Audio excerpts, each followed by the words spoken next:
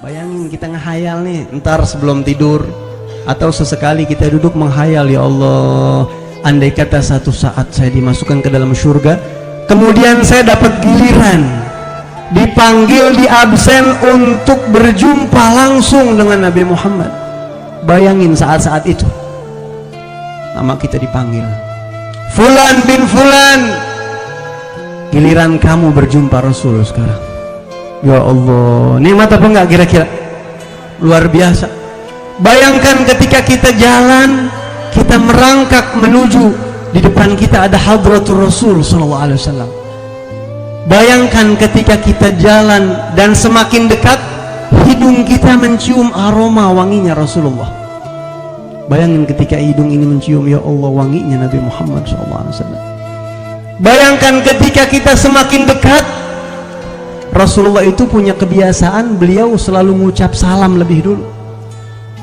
Di dunia itu Nabi Muhammad kalau ketemu sahabat selalu lebih dulu mengucapkan salam kepada sahabatnya. Dan insya Allah kebiasaan itu akan ada di akhirat. Pasti Nabi akan mengucapkan salam lebih dulu. Bayangkan ketika kuping kita ini mendengarkan suara asli Nabi Muhammad. Allah izinkan kuping kita ini, Assalamu alayka ya fulan. Bayangkan ketika nama kita disebut oleh bibirnya Rasulullah. Ya Allah, assalam. Saya ambil contoh, saya ada misalnya nih, ngehayal yang baik ini, Maya, mudah-mudahan jadi kenyataan. Assalamu alayka ya Muhammad bin Alawi. Assalamu alayka ya Allah, wa alaikassalam ya Sayyidi ya Rasulullah. Kayak apa rasanya itu?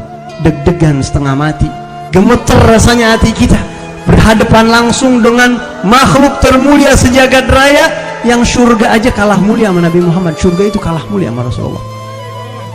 Bayangkan ketika kita diizinkan untuk menyentuh tangan beliau, kita sentuh tangan yang mulia, kemudian kita cium tangan beliau, kita katakan, ya Rasulullah, demi Allah, ribuan tahun lalu seperti inilah yang saya khayali, yang saya tunggu-tunggu detik-detik ini ya Rasulullah.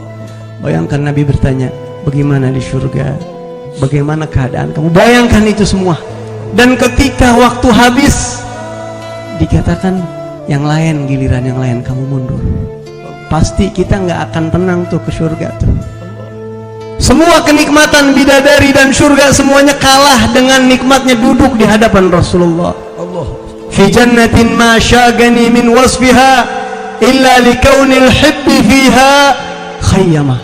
Di surga saya tidak ngebet masuk surga, kata Habib Ali Al-Habsyi, saya tidak kepengen masuk surga karena keindahan sifatnya. Tidak lain, saya ngebet mau masuk surga karena di dalamnya ada kekasih saya Rasulullah. Begitu kita pulang ke rumah kita di surga, pasti hati kita tersayat-sayat, ingat saat tadi itu ketemu sama Nabi Muhammad.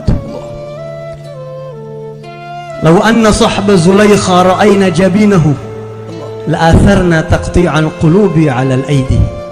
Seorang penyair mengatakan, wanita-wanita, sahabat-sahabat Zulaikha, Sayyidah Zulaikha, yang ketika melihat ketampanan Nabi Yusuf, mereka tidak sadar tersihir sampai tangannya teriris.